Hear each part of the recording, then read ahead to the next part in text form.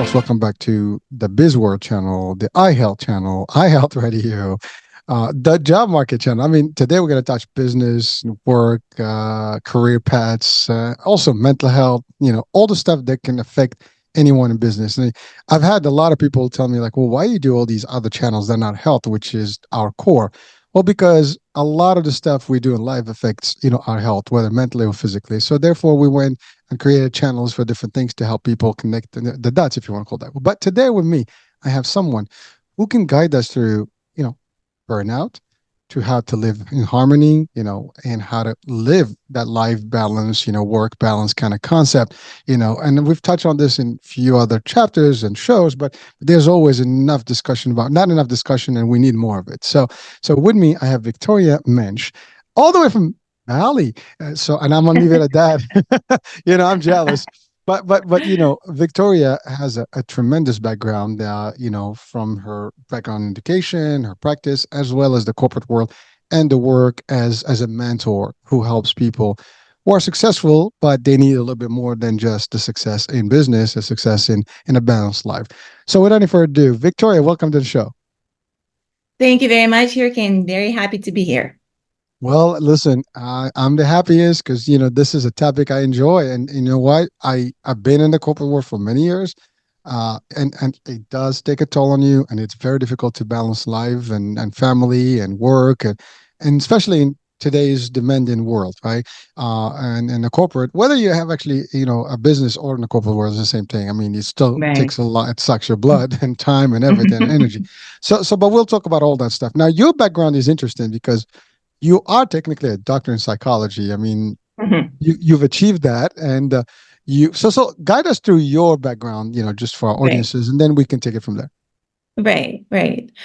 So I started my professional life after school as a psychologist. So I was really interested, fascinated in people, what they feel, what they think, how psyche works, why we do things we do. So I studied psychology in college, and then decided to go into academia and actually get a PhD in psychology as well. So I was interested in that, and with my psychology background, I started counseling people in crisis. I worked with actually with psychiatrists as well, helping them with their patients with the psychologic evaluations and things like that. But then very quickly, I kind of burned out of that. So now looking back, this was my first, I think this was my first encounter with the burnout. So I slowly started to pivot out of working one-on-one with people in crisis into something that's more that's kind of more detached, I would say. All right. So by various by various circumstances, by various decisions. So I actually came to work in the corporate world in marketing, where I found that my background in psychology was very useful, because at the end of the day, that's what marketing is, right? So you actually need to understand what people are thinking and what they want, and how they behave, and how to craft that perfect product for them, for what they need, and how to explain and tell a story for them, what they need. So that's what it is. And I was in Silicon Valley, so I went to high tech, which was as remote as possibly could be from the world of psychology, how I started, and was a very unique background for that. So I kind of succeeded there, and then went and got my MBA and built most of my career actually spent in Silicon Valley in product marketing and high tech industry in various capacities. So I built a career there. I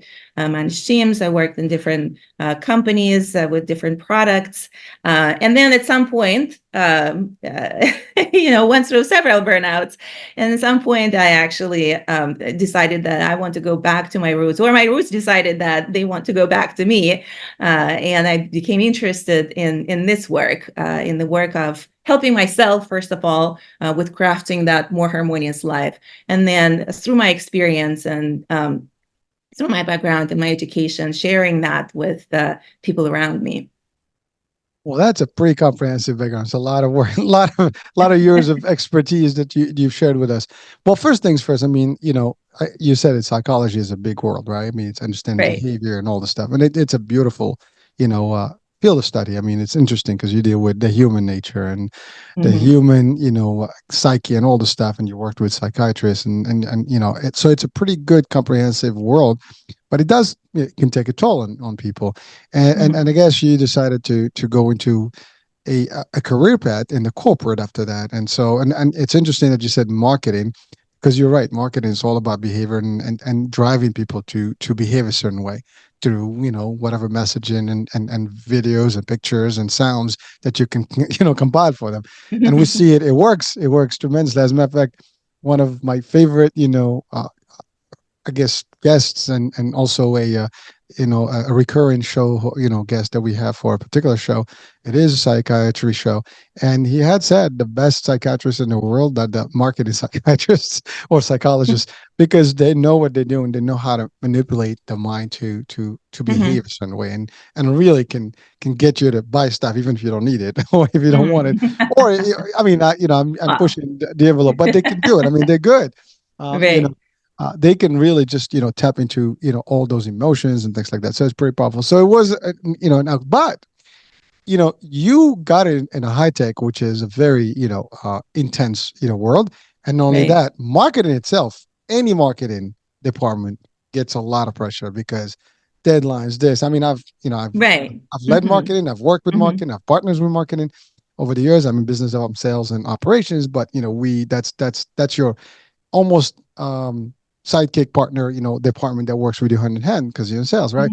Hmm. And really, there's a lot of work and pressure that gets done from that unit. And I've seen people really working 6 days, 7 days, long hours, project deadlines, this, that, and especially if you work, for example, in our world, these government programs, they got to produce all these documents and all this stuff that needs to go to thousands and, or sometimes Hmm. millions of members.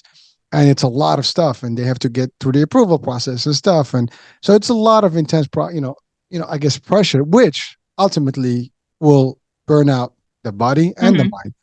Now, Hmm. now, now, so it sounds like you've had quite a few of those, seasons of burnout, and then you said, Right. no, no, no, I need to do something for me. And then it felt good. And you said, okay, now let me do this for the others. And I'll take it on a mentorship, route. And you did.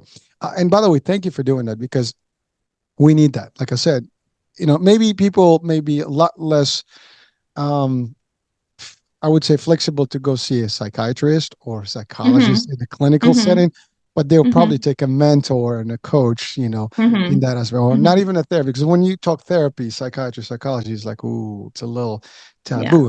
In some cultures, it is still even in the most Hmm. modern countries, it's still not something that you really want to, Hmm. touch on. Although it is recommended. I mean, the work we Hmm. do here is try to convey that, hey, listen, you need help, you go seek the help. But a lot of people Hmm. would not. But going to a mentorship program through someone who understands how things work and who can relate to the burnout, it's a blessing, I would say. Now, Hmm. you got out of that, you started this work, but Hmm. you and I had a brief discussion before the show, and you mentioned something about how you try to make it a harmonious, way. So Hmm. you refer to it as a harmony balance or Right. something. So let's talk about that. The main core of your work. Right, right. Yeah, so I call it work-life harmony. And there's, it could be theoretical discussion. It's just, once in a while when, you get together for coffee and you can talk about words. But for a long time, we were talking about work-life balance, right? But I think that, harmony is kind of a deeper work because for some people, they're happy at work, right? And some people, they're happy at home.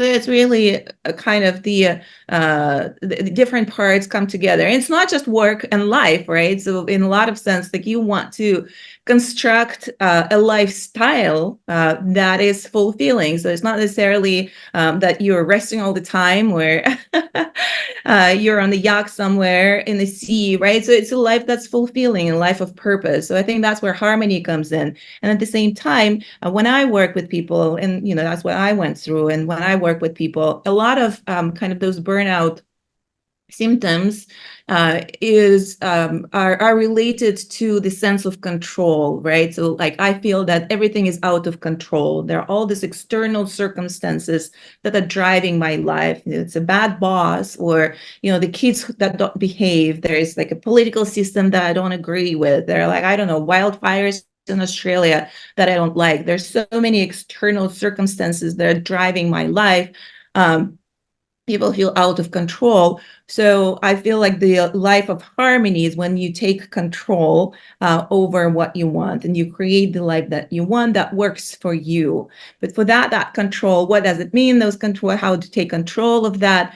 Uh, Sometimes you cannot change external circumstances. What you can change is your own core, your behavior, and the way you respond to those external challenges.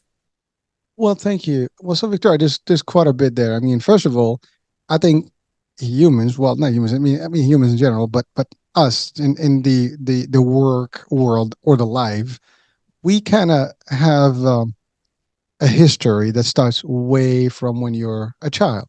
I mean, Mm-hmm, society has certain demands on us, right? So you're getting your stress level worked out from those ages, right? From the parents, mm-hmm, from the school system and stuff. And it's almost a system that's designed for us to be more of a workers. I mean, I can mm-hmm. refer to as worker bees if you Right, want to call it that way, right? right. And so Mm-hmm, we're trained through school system. You get up, you do this, you go to school, you got assignment stuff. So you're preparing yourself, and then you have the pressure of the parents who have also been affected with that system over decades and from generations. And then they get into the real world, and now people don't catch a break. I mean, you finish high school, you go to college, you finish college, you get into a career path, and now you gotta impress your bosses and your leadership and stuff. And now that's one way. Or you can start a business early on, and then you got to build that business, and it's a long journey, a very difficult one. And people get all these stresses and stuff. And now those things also, now some people in this particular lineup, they can also get a family.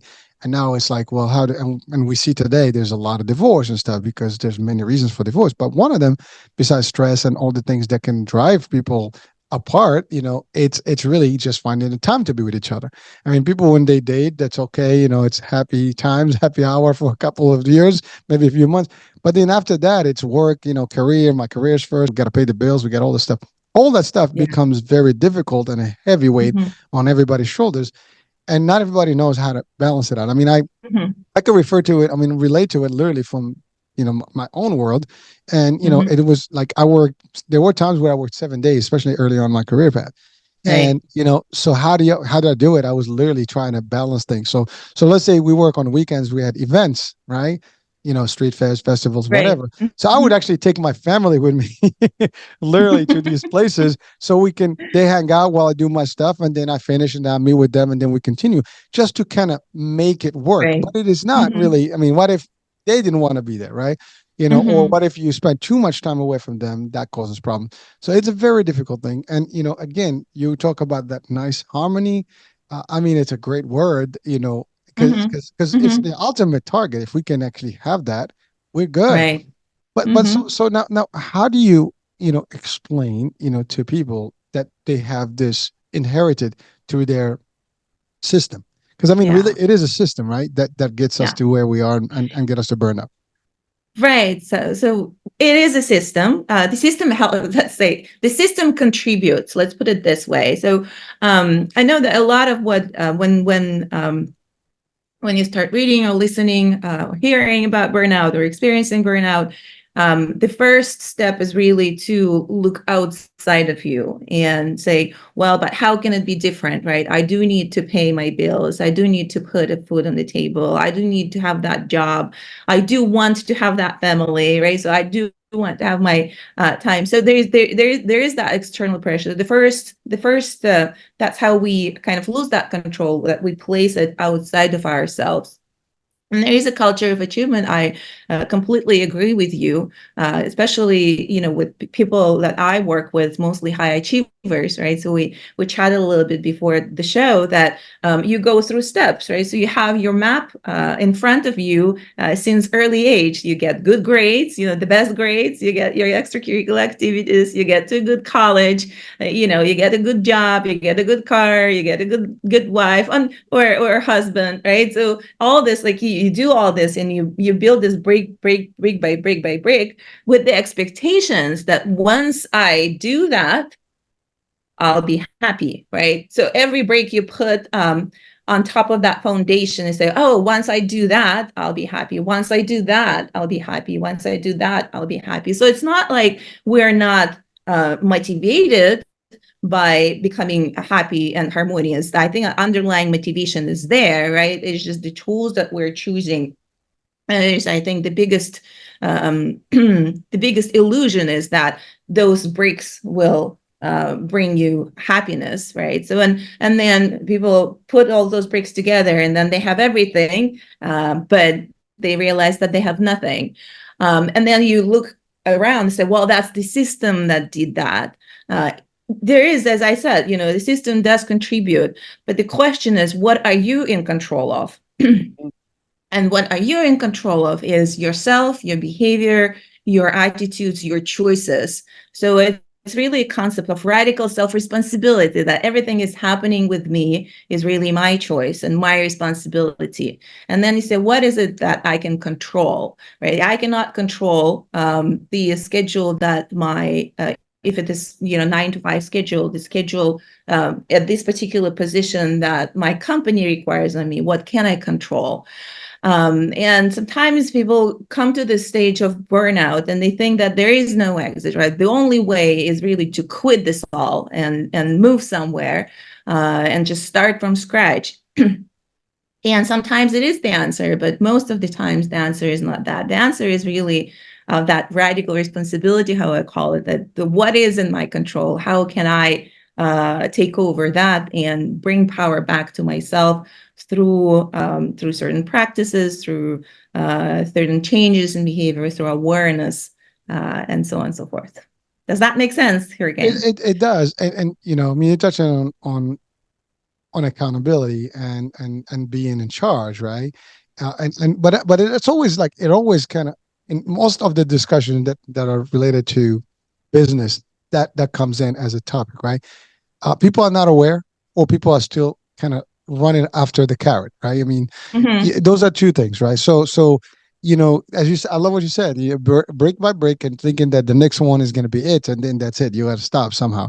And you're right. Use the word illusion. It is an illusion because when is enough? When do you really stop? And as you said, especially when you are an achiever, it's never enough. You just want to do Mm-hmm. more and more. I don't care. You got a mansion. You want two mansions. You have a plane. You want a yacht. I mean, I'm just giving some extreme Mm-hmm. stuff, but it doesn't matter what we have. You can have a small car and you want a bigger car. You want a small house. You want a bigger and you always want more. You want to Mm-hmm. do more. You want to travel around the world. You want to and still have the business. You still have to work. But you're right. Like what is under our control, and I think that's the biggest part. Because again, it's easier to blame the world for everything. I mean, Mm-hmm. we all Yes. do. It's a Yeah. lot simpler, right? We always point the finger. I mean, that's all of us. Yeah. I think we're all guilty of it to a degree. Like that's the Mm-hmm. first reaction. Like what the hell? Everybody Mm-hmm. is why is it this way? But Nick, what are you doing? As you Mm-hmm. said, I mean, did I pick the right job? I mean, you did it yourself. You said it. You went to a career that was very intense. Now you loved Right. it, but you realized eventually that was burning you out. I mean, and Mm-hmm. that's all of us at a certain point. I mean, I've tried to retire twice just to get, no, seriously, I've done it twice already where I left and I try to do it and then you get pulled back into it. A good deal, a good project, good job comes in a long way. Like, okay, Yeah. I got it in me. Let me do it. And then you work a few years and like, oh my God, this is like, Right. it Right. gets tense. And you're Mm-hmm. right. As you go higher, it Mm-hmm. doesn't get any easier. People think maybe it's going to get, no, the responsibility is higher. Now you're in charge of a lot of things, Right. Right. Mm-hmm. teams, projects, P&L, all these things are part of your, targeting. And now you have, maybe you have to meet with the board. You're responsible for like, I don't know, stock, value and all the stuff. It's big. Responsibilities grow. Yes, definitely. The stress level increases the higher up you go. Yes. Hmm. Well, then there's one thing that gets affected, as you said. You mentioned stress, so the mind gets too Hmm. tense, and people get,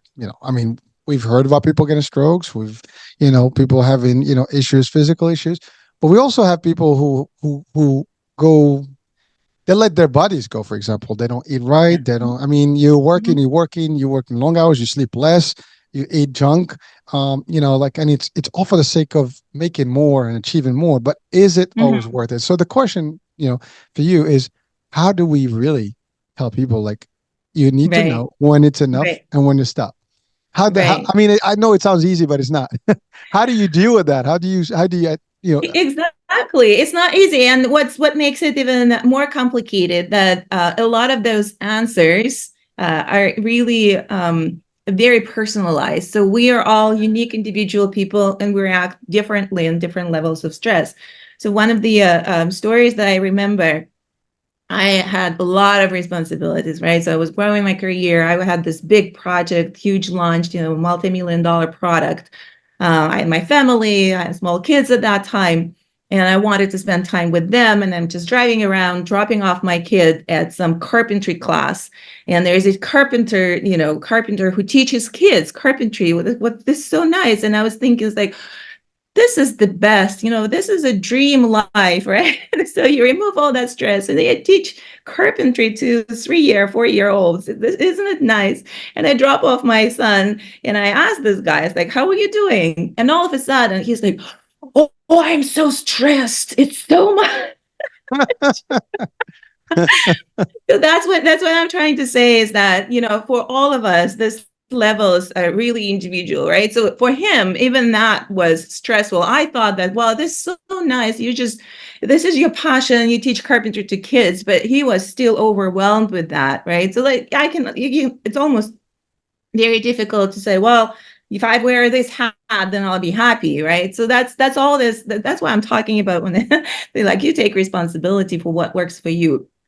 So when I talk about burnout, I like to talk about two levels of that, and just maybe a little bit of a background. So this whole notion of burnout is fairly recent, right? And it's interesting that it came from a medical field. So there was a researcher who worked with nurses and doctors in the medical field, and he came up with this word of burnout because it's a lot of it is really for people who are in service, but because they're giving away so much and they don't have a way to replenish their energy.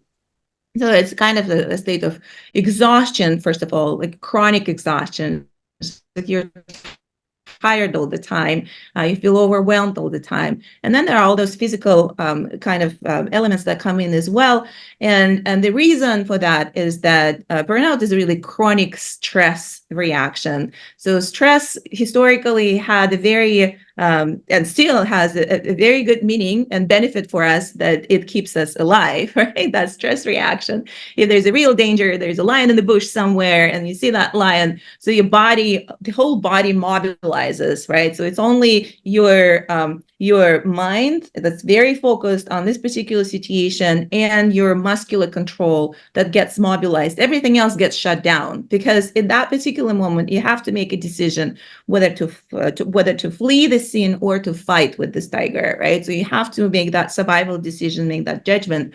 And what happens in that stress cycle, you need to complete it, right? So like you start out, you realize the situation, you're aware of the situation, and then you need to complete that with an action. You have to either fight or run away. So that's the stress reaction, and that's it. And it turns out that in our real life, there are not a lot of tigers or lions that are hiding in the bushes, right? But the stress reaction is there. So our reptilian brain wants to keep us alive. It's a very important function. So we're actually starting to assign this danger, meaning to the situations that are not, literally survival situations. So as I said, it could be a situation at work, right? Maybe there are layoffs going on, or the boss is in a bad mood, or your kids don't want to go to school. these things that are not really related to survival, but we do pile them on, and then we expand from there. Oh, there's a hurricane somewhere in Tahiti, and then people are suffering. There's something else in the world, and I'm sitting there and I'm worried about this, right? So my survival mechanism turns on, but I don't complete the stress cycle, right? It's just piling on and piling on and piling on, and your body is always in that mobilized mode, so everything else gets shut down. That's why we have these digestive issues, because in that survival mode, you really don't need to digest anything. You really don't need to do anything else but be in that mobilized mode and take action. But we don't take action. We're just we're just mobilizing. So the first aid of a burnout is really those stress management techniques that most of us are aware of, but we're just kind of brushing them off. But they're very important, right? So you have to complete that stress reaction to bring your nervous system to the state where it actually can think about other things. When your other systems start working, your digestive system starts working, your reproductive system starts working, your breathing normalizes. So you switch from that survival fight or flight mode to a normal mode, more relaxed mode, which is rest and digest mode. And from that mode, they actually take more aware and conscious actions.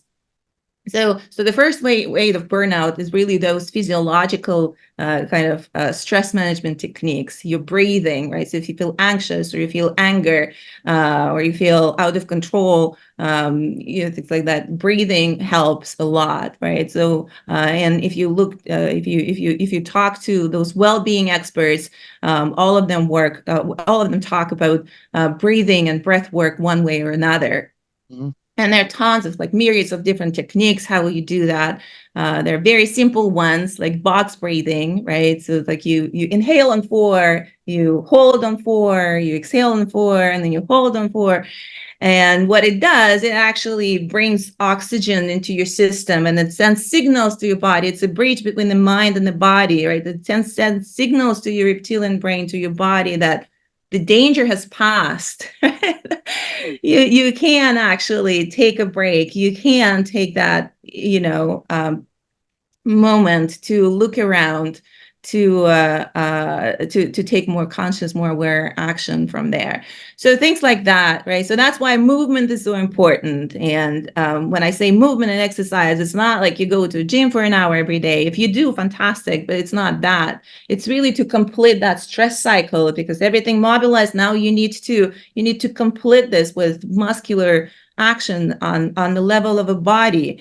So it could be as easy as you clench your muscles and you relax, you clench and you relax, or it could be a brisk walk, around the house for 5 minutes.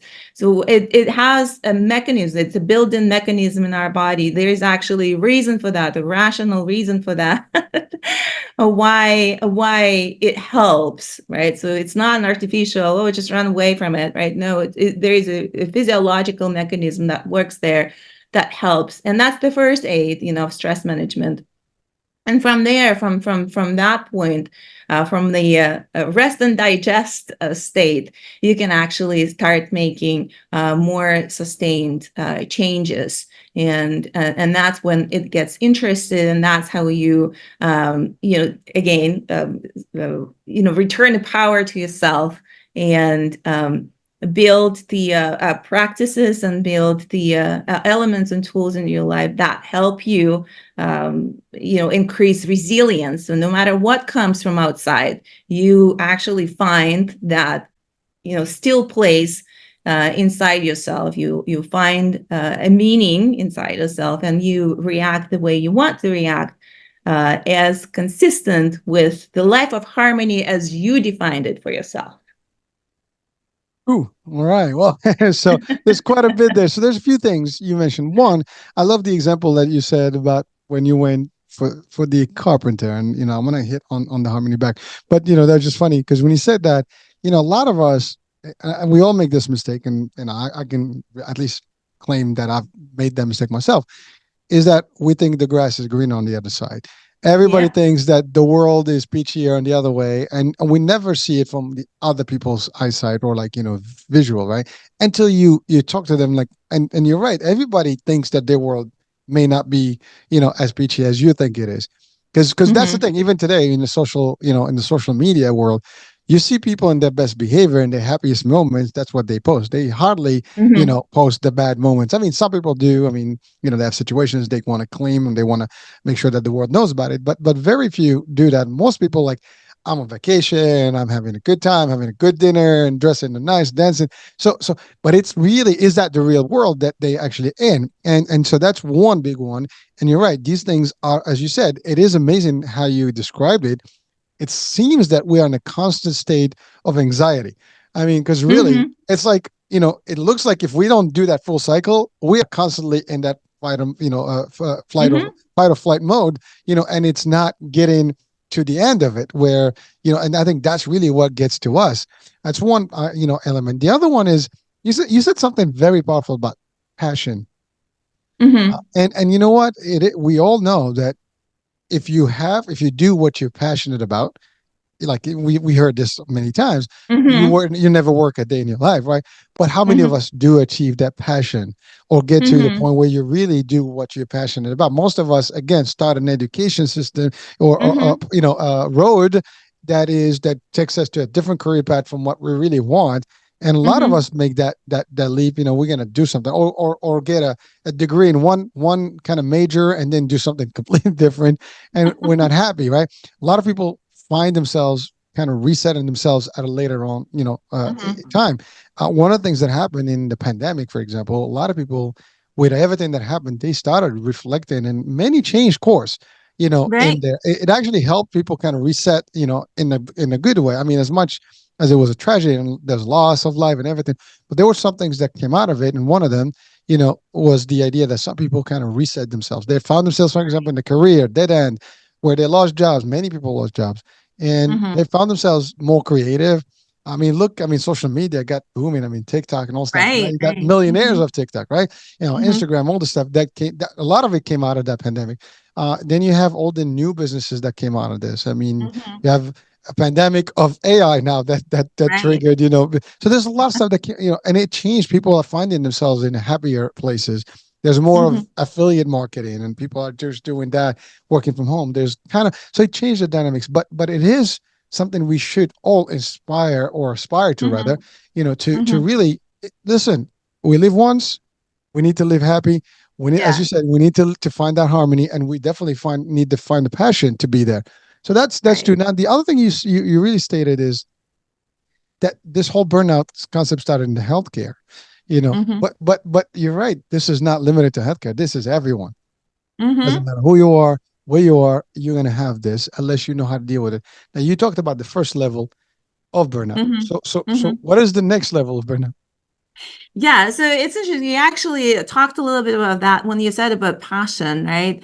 The first, at some point of time, I started to look at this burnout as really a positive thing, right? So there is a reason why you're experiencing what you're experiencing, right? So it's a kind of like a canary in the mine that there's a signal that your body, your mind, your spirit is sending you that there needs to be changes, right? And that's kind of the positive element of that. So our body is fundamentally very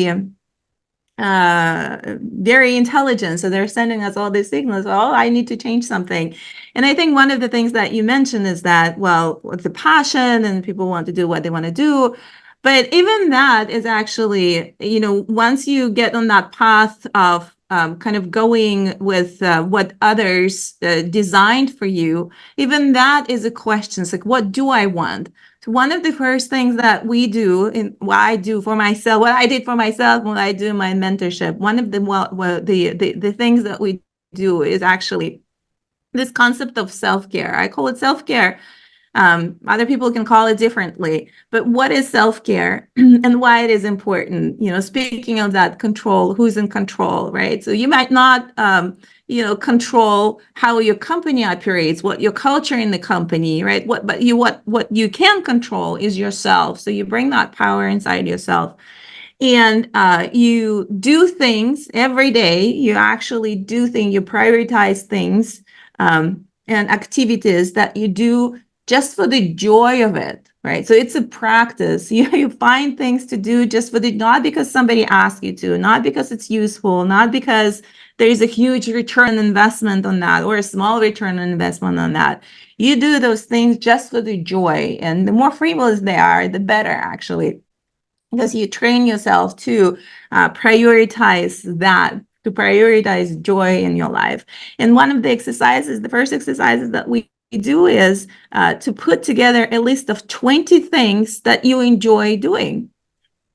When I first did this, I was like in a deep burnout, very unsatisfied, unmotivated, lots of negativity, lots of sadness, right? And I decided to do this exercise. And you would think, what would be easier?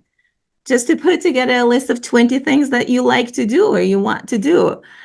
I stopped at number 3. It took me 10 days to complete the list. I put 1, 2, 3, and then this is it. I actually don't remember what I like. I don't know anymore. Who am I? What is it that I want to do? So it took me 10 days to complete the list. And it does not have to be grand things like, oh, I want to, I don't know, climb Kilimanjaro or something. It can be, but this could be small things like I want to have 5 minutes to myself in the middle of the day, just sitting outside reading a book, right? So I really like reading a book. Or I really like taking a walk, or, oh, I remember I liked playing tennis. So how do I build that, right? So you start small, like I want to do my nails, I don't know. So things that I enjoy doing just for the sake of it, just because they bring me joy for nothing else. That's the first step. You build that list. The next step is the tricky one. That's actually how you take the action. And people with a lot of responsibilities and high achieving careers and lives, they live and die by their calendars. I know I do. If it's not my calendar, it doesn't exist. So you actually put them on your calendar. You do 3 of those things every day. You put them on a calendar. And then this is the point where I start hearing all this, objections. It's like, well, I'm busy as I am. I'm a busy doctor, for Time. example. I have back-to-back patients. What do you want me to do? And as I said, it can be as small as I go outside for 3 minutes and I just stand under the sun. And I do it because I really enjoy it. And 3 minutes is not much. What it does, what this exercise does, what this self-care does, when you build 3 of those every day, that's how you replenish your energy. You start small, but that's the time to say, okay, I am important. What I want is important. I listen to myself and I prioritize myself. And that's how I take control over everything else in life. That this is important. My life is important. My wants are important. And I'm deliberately going to build that into my day. And that's how you start your transformation process.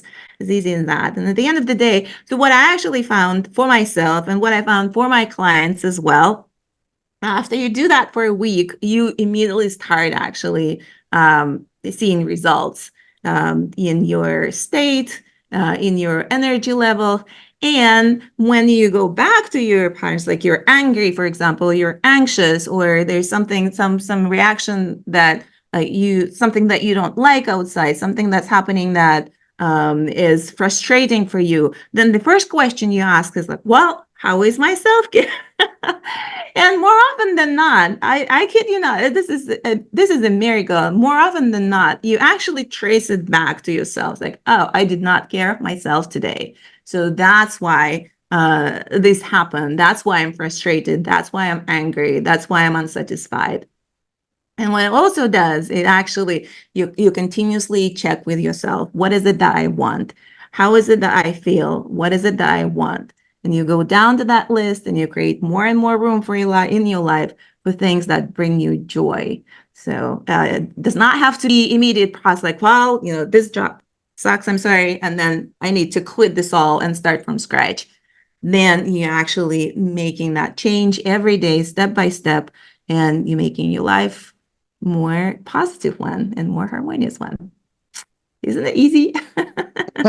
Easier said than done, right? But it's amazing because when you ask that question, I mean, I kind of reflected on it, and you're right. It is not easy to put 20 things that make you feel good, and just in the blink of an eye. It will take some time to really put them together. You don't think about it until you actually hear it in a form of question. So when you said that, it made me think. So you're saying, I'm like, huh? I can even find one right Right. away. I mean, I did find a couple now by now, but literally, you're right. Like you got to think about these things, right? Like what is, and it's amazing how you stated it that little things can make a difference, and it starts with that self-care. I think what Yeah. what I've seen it in my person and other people, but actually I grew a little bit better, in terms of time, where I realized, Hmm. like, life is not worth it, Hmm. just give and give and give. As a matter of fact, if not, I'm not mistaken, I mean, earlier I just reposted something that was interesting. It was just different. It was a TikTok that showed people who were having anxiety attacks and things like that, and podiums and things. And I'm not even sure how dangerous some of these situations were because it didn't state. But the fact is, what the quote was about, like, you're working, and one day, you end, or something happens to your health or your life. Your employer in general will be replacing you. And they're not going to be in the funeral. Maybe they will be, God forbid, Hmm. but they'll be Hmm. replacing your position right away. You're replaceable, right? You're expendable. Hmm. And sometimes we don't realize that. I remember Hmm. one of my, you know, person mentors in the business world. He had said something that was powerful that stuck with me. Like, everybody's replaceable. The door swings both ways, and you know what? Always be prepared for that. Doesn't matter how good you Hmm. are. Things can happen. You may not see eye to eye. Hmm. New person comes Hmm. in, and then voila, you're out. Right. So Hmm. always know that you are the one, and you got to Right. take care of yourself first, and you have to be prepared. And most of us, sometimes we use the ostrich effect, which is basically the world is peachy, nothing is happening, and I'm good. But it's not Hmm. really the reality of things. Things are happening. And you got to face the music, sooner or later. So as long as you're prepared, you'll be ahead of the game. So that's one thing. And the other thing is that we are our worst enemies because we tend to burn ourselves because, like you said, Hmm. more and more and more and more. How much more? And Hmm. I believe, and I referred to this a couple of times, where Steve Jobs, for example, a good example of a super achiever, a leader, I mean, multimillionaire, you name it, right? Hmm. But some of his last, speeches and or documentation of what he stated was all about all that money is irrelevant in the face of Right. imminent debt and health and issues and concerns. Hmm. And that makes you think, like, wow, Hmm. you're young, you're full of energy and joy and goals and achievements and dreams, but then what's the exchange, right? Sometimes we don't. Right. That could be the family. Some people actually, they go through the career path, they never have kids, they never have a family, they never experience. Hmm. Now, maybe granted, some Hmm. people don't want that, but I think Right. the Hmm. 99% majority, or the majority, is, that's how we structure as a human, right? We long Hmm. to these things in family, right? But even if, Hmm. let's say, the exception, I don't want any of that. But then what do you do? Some people don't vacation, they don't go see the world, they don't do anything. They work, they work, they work, they work, they save money. Hmm. What's the point? Now, one day you get, sick. I mean, my Hmm. mom is at an age where she's just been hospitalized a couple of times, and it made me think, like, what, and especially spending some time at the hospital and seeing how people are in their Right. most vulnerable times, and how they're really, frail. I mean, life is not really, that, long for you to actually sacrifice all your health and Hmm. and Right. mental status and stuff. You gotta take care of yourself. Self-care, as you Right. said, is powerful. Hmm. And so I love what you said, like, take the time, gym, food, take a stroll, get some tan, Hmm. get some vacation. Hmm. I mean, there are people that don't take vacation. Right. Right. Staycation, I don't care. Just sit home, just relax, do something, but decompress, right? Those are the Exactly. things. Like, take your if you have lunch. I mean, listen, I've been in executive level, and yes, we work through lunch, we eat on the run. I've had food, while I'm driving, but I Hmm. realized over time that that was not healthy. That was not, Hmm. and Hmm. one thing I learned over the years: doesn't matter how good you are, how well you do for companies. Sometimes you get replaced, sometimes you move on, sometimes you don't see eye to eye, Hmm. and you change. I mean, in Hmm. my career, I was in a few companies, not one. Hmm. Very few people today start in one company and end Right. at the same company. Hmm. I mean, many, years ago, that was the case. Not anymore. So it's changed the dynamics. But our problem is that we don't take care of ourselves. And if we don't take care of ourselves, we can't take care of Hmm. anybody else, Right. you know? So Right, right. Mhm. no, go ahead, please. Yeah. So that's, that's what I'm saying, right? So you place that responsibility inside, not outside. Yes, there are some things that are happening outside, right? Uh, Again, there are some circumstances that are outside of your control. A lot of how you feel about it, what you do about it, the choices that you make, they are within your control. So that's kind of, you separate that. It's like, what is it that I control, right? So I find myself in this situation, whatever it is, there is some level of responsibility that lies with me. So I'm going to focus on that part, and I'm going to change that part. If something is not satisfactory, I'm going to change that part. And I really liked a lot of what you just said, because people will say, well, you find your passion and you live a life of passion. I've seen a lot of people who live the life of passion and they're as burned out, right? And that's really unfortunate part, that you love your job, you like your job, you get a satisfaction from that job or whatever the activity that you do, and you still get burnout. So it's even beyond. So a lot of people like I meet, they are about to quit their jobs, but once we go through these exercises, once we go through this work, they actually they say, well, it's not the job that I did not like. What I really did not like is how I constructed my life around this job. And once they go through self-care, they go through the gratitude rituals, they set the boundaries from themselves, they put that responsibility inside themselves, like, wow, they actually find that they spend less time at work, but they're more productive, and they add all these other pieces to their lives and they pay attention to them. They actually pay attention to things they do want instead of the things they don't want. That makes a harmonious life, and they're even more successful in their job than before, and they get to keep it, and they realize that that's their passion. It's not the job that they needed to change, it's everything else around the job that they needed to change for themselves. So I think that's the powerful part of that. Well, thank you. Well, Victoria, it's funny because you're saying this, and something came to my mind. Like today, we take work with us home. You know, Yeah, I yeah. mean, I mean, I just remember in the '90s, for example, you would not take work at home. You finish your work and you're done. You go enjoy your life. Friday night, you're done. You come back Monday. Now you're working 7 days a Hmm. week. Your emails, and you almost feel obligated to respond when you see something. Yeah. And someone out there is not enjoying their life or having self care, and therefore they just kind of send an email in the middle of nowhere, Right. and over three Right. o'clock in the morning, five, and they expect Hmm. someone now. You, as you said, you got to set those boundaries. I'm not going to Yeah. respond to this. Like I have rules. For example, if I'm busy, I'm not picking up the phone. I'll call you when Hmm. I'm ready for you. You are Hmm. interested in something, leave me a voicemail and I'll get back to you. And then I prioritize the urgency. So stuff like that you learn, to kind of navigate through, but it's not Right. easy. And I love what you said. Yeah, you can have passion. I loved what I did and what Yeah. I do. Yeah. Doesn't mean that you don't get burned. You still get tired if Right. you don't balance.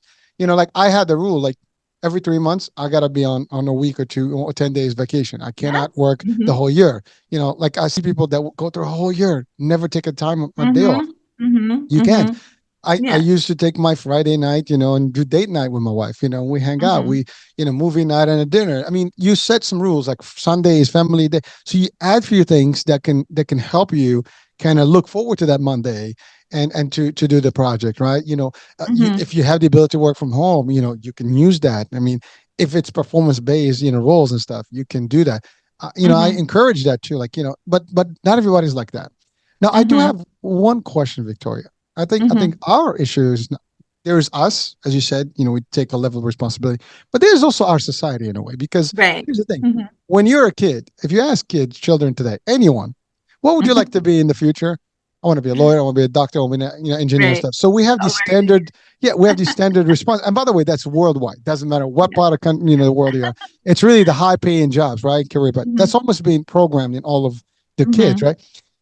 We are not doing good enough about educating the children to Hmm. build this in their path, meaning that Right. you're going to learn all this stuff but learn to enjoy life. You're going to Yeah. do this. If we were to incorporate this from those early days, I think the Hmm. problem would be resolved sooner than Yeah. later, right? We will not get burned out because we will know how to do it. And I see a little bit of that in our generation Z, like my kids. Yeah, yeah. The ship they is kind of have. turning. Yes. Yeah, I think they're getting there. I mean, to a degree, but if we can implement some of this early on, I think it Hmm. will change. In the next Yeah. generation, people will be less burned out because they'll Yeah. have. And like even today, there's a talk about 3 day, 4 day week work.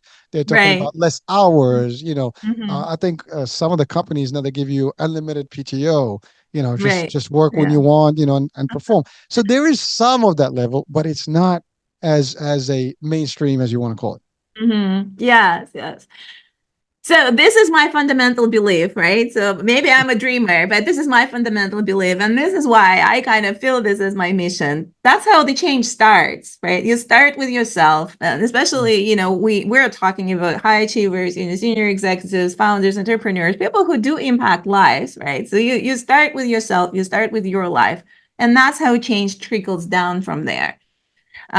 So like maybe some people are in a position to make those systematic structural changes, which are big, right? So we lived as a society in in this structure for a long time. It's kind of built in, from a young age, as you said.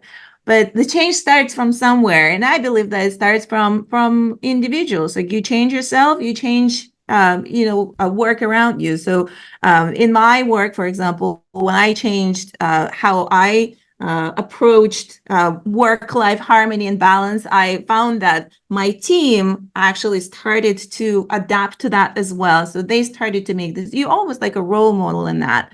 In families, for example, once you start kind of in more healthier and positive relationship within the family, then the rest of the family starts to behave that way. Your kids are starting to make different choices. Your teammates started to make different choices. People around, so you actually create those ripple effects, and that's how the change starts. So that's my fundamental belief that each of us is capable of that. We are changing that environment, bit by bit by changing our own lives. Well, thank you for that's a big one. I mean, literally, because you said change starts somewhere, and it starts with individuals. Everything. I mean, look, a policy can be positive or negative. A leader can change a company culture, right? And Mm-hmm. I've been in stiff companies and I've been in very flexible companies. I've been, Mm-hmm. even myself when I have the authority, at least in my department, I do different things for my team. Like, we hang out Mm-hmm. more, we do things. People need. Right, I right, don't look for like, hey, you're late 2 minutes. I mean, whatever. right. I give you a good example. I stopped making meetings at 9 o'clock, and Yes. I start doing meetings at 4 o'clock because they're to me meaningless. I can do everything I need. I need a couple hours meetings with people. They don't have to be that early because what I realize is people come in, drive in from whatever they live in a stressful mode. They actually already Mhm. stressed out. They're waking up early. They got caught in traffic. They're cranky. They come into a meeting. Their mind is not there. They're already in the stress mode. Right, So they're, right, as you right. said, they're Mhm. stiff. There is no flexibility. So I already so some of these changes I've implemented personally, but you're right. It's not enough. There's more that we can do. And I think Mhm. I think progressive leaders out there. And if you're listening, folks out there, whoever is in charge, if you take care of business and you give a little bit of flexibility to the team and your workplace, you're going to make a difference in their way, in their behavior. And matter of fact, if they're happy home and you give them the ability to do certain things in a Right, certain way, they'll do it. Like, for example, one thing that was a historic, thing that changed post pandemic is like you had to be in the office five right, days a week. right, Well, guess what? We survived through it, and people worked remotely. Businesses still thrive, right. still to date, and we have no problem. Now, obviously, I get it. The economies of some townships Yeah. and things like that suffer because there's no more traffic and Mhm. restaurant business and Mhm. stuff like, for example, in the case of New York City, they made it as a law to get the employers to bring people in because they needed more people in the streets, And I get the businesses that are What else there, can you do? Just do another law, right? but you know what I'm saying. So I get some of the logistics, but again, here's my thing. It seems that it's always around the money and the profit, Mhm. and we this Mhm. is this is where we live today. It's like we don't balance it. Here's the money and here's life. There is a way Mhm. you can, as you say, I love the way harmony. You can do this in a harmonious way and you can have a balance. Right, But right. we need to start seeing that if I get a great team that is happy, Mhm. they're gonna produce Mhm. in less time. And I have a good joke for you. So we're in sales, so sales is stressful by default. Mhm. And I've done 30 years of sales leadership, right? And we have goals at month after month, day after day. We're only as Yeah. good as the numbers today. But here's what I used to tell people, and we live by the rule for years.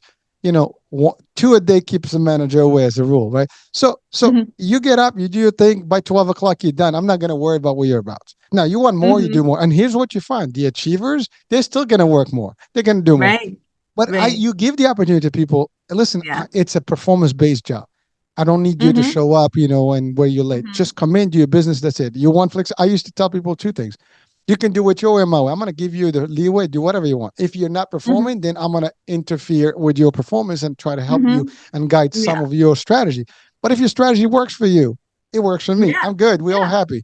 You don't need to Right. see me. But so changes make a difference. Right. Right. so so you, Exactly. So that's one, yeah. So that's one other practices, in building that harmony, right? How you relinquish unnecessary control. I love it. That's exactly what you were doing, right? So you're relinquishing unnecessary control. So you actually found that the team is much more effective, and they don't need you and your time to micromanage, to supervise them. So you actually created more harmony, not only for yourself but for your team as well. So that's wonderful. It's a great example. I mean, well, it's really true, and I believe as you said, change begins somewhere. I think Mm-hmm. we all can make a difference. Listen, I'm building my own little company now, and I have great ideas about changing the dynamics. And here's the thing: I think the problem is that we've had these templates of certain schools of Yes. thoughts of how Mm-hmm. to run business. So business schools, they Mm-hmm. have their own ways and Yeah. formulas. So you learn this formula, this is how it is. You learn this formula, this is how it is. This is like the Mm-hmm. blueprint of how it's done. But who says that's the only blueprint? I mean, if Right. you take architecture, designs, there's Mm-hmm. millions of architectural designs. They don't necessarily feel Right. the same, right? Same concept here, but we don't have that. Mhm. So Yeah. so so so now how does your program work for someone that's interested? How do they work? How can they reach out to you, and how can they really Hmm. benefit from the mentorship program that you have?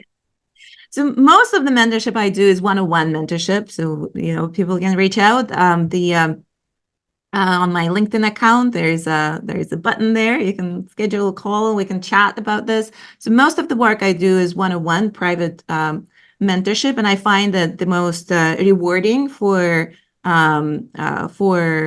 me as a mentor and mentee as well, because it's very personalized and individualized and all that. I do have group mentorship program that runs in a cycles of 3 months, where we have 5 to 6 people on group calls, and we go through these exercises, and we go through some one-on-one time as well, to put us kind of back on track to the road of harmony. And I also run retreats for personal growth, when you take yourself out for 10 days, yeah, out of your comfort zone, somewhere like Bali, for example, because I know Bali so well. And it's the whole environment of Bali is actually very conducive to those transformations and kind of personal growth. And we do that in a retreat format over 10 days, and with people, like-minded people, high achievers, who get together and learn to reignite that passion for life, learn to practices and tools, and build their own practice to take home with, to continue on that path of harmony. Wow. Well, thank you for sharing that. So that come two questions on that. Well, first of all, Bali. I mean, hello, you're right there. It's the best place you can have a retreat. So why not, right? Well, the other one is really, so there's two things. I know you target the high achievers, so that the Hmm. executive stuff. But now, would that also include anyone that is in a path of success, even though they may be at a lower point of their career Right, path? But let's say a right. new manager or manager and Hmm. team that is really new leaders that are being really Hmm. born and, Hmm. and, and mentored, Hmm. would you be considering those Right. types of individuals? Right. Yeah. So kind of the people find me usually when, as I said, they said like, oh, okay, I am on that path of success. I feel successful, right? So I know that I achieved that external success, but I still feel that hole inside. So it could be burnout. It could be some kind of unsatisfaction. So there's something else that's missing. Like I checked all the check boxes, right? So everything that everybody told me to do, I did that. I am on that path, but there's something missing. So what is it that's missing, and how do I fill that hole, and how do I have kind of that successful happiness, or productive happiness, as I call it. So that's absolutely people who are on the way there, who find overwhelmed by their success, let's put it this way, or find some kind of unsatisfaction. It's like, what? They told me that I'll be happy when I get this. So those would be the people who would benefit most from working with me. Well, thank you. And the reason I'm asking specifically is that, as someone who've led teams, I've always looked at programs that are available for management, to mentor them and train them. This seems that to be, I mean, for anybody that's out there running teams, Right. you have, a bunch of leaders that you're developing. I mean, in sales, you might have, directors, you Yeah. have managers, supervisors that are really on their path. This could be a nice little, I would say, group routine, when you do team building and Exactly. and Yeah. burnout training, and how to balance life and stuff. You can really motivate people and make them more Yeah. excited to do the work. So again, just an idea, at least for the people that are watching, and maybe if you have a team, that this could be an idea. So reach out to Victoria. But at the same time, I just wanted to really share that, because I right now I don't have that team, but if I do, this will be something I would definitely be considering personally, because I'm always looking for something unique that can Hmm. change how these people, operate and Right. behave. It's a rewarding thing, but it's also a Hmm. development thing. I mean, you're a leader, you want to develop your leadership, but you're Right. developing not just in skills, but also in behavior and things. So this could be a Right. great thing. Oh, thank you so much, Hurricane. Yes, this is fantastic idea. And for sure, I'd love to work with your team and team like yours as well.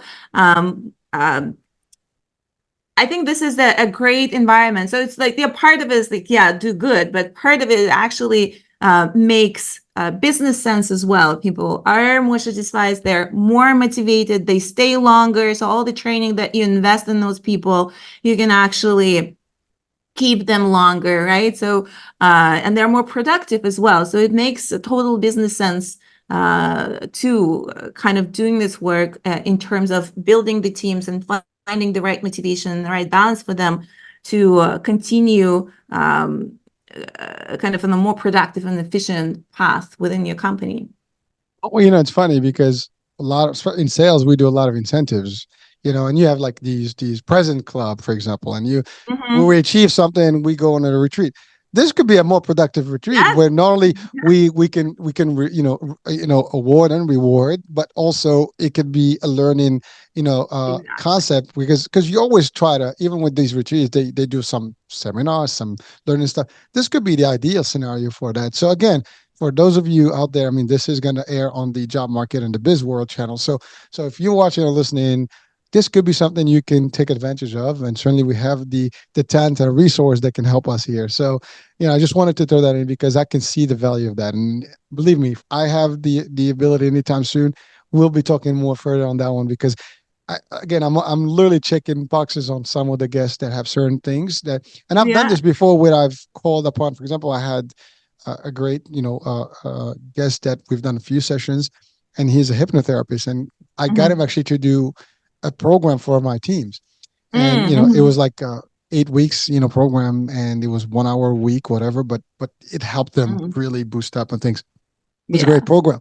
So these things are real, and I think we should all take advantage of what's available to us as a resource. And again, this is it. I mean, if you really want people to be better, happier, operate in a better family space, and be the next generation of leadership, and also perform at the highest level, Mm-hmm. if we can help them do that in a way that is more fun and um, you know in the long term, changeable, of how they are and how they behave, why not?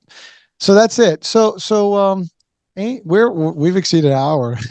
But so what kind of advice would you give our audiences, just to leave them with today? Well, radical self-responsibility, yes. So there's something you can change. You can take your power back. I think that's the biggest in insight is that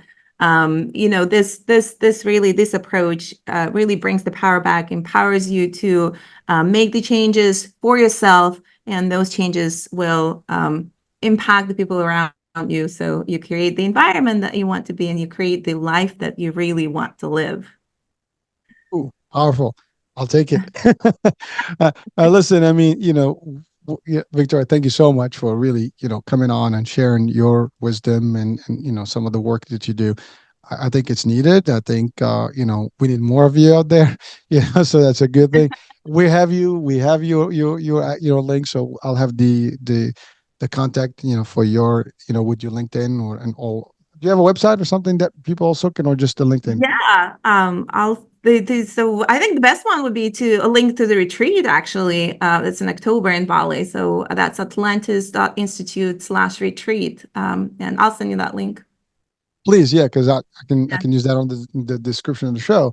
So yeah, we're still ahead of it. So maybe there's people that watch the show and listen to it that can, join. I mean, if you have people that need to make it, a life changing moment that's going to yeah, benefit them and you, absolutely. why That's not? it. Exactly. Yeah. All right. Well, thank you so much, for really joining and being with us. And yeah, I enjoyed this discussion. And folks, I guess this is the end of today's show. Hope you've enjoyed this. And again, share the wealth. Share this episode with people, and definitely share the link.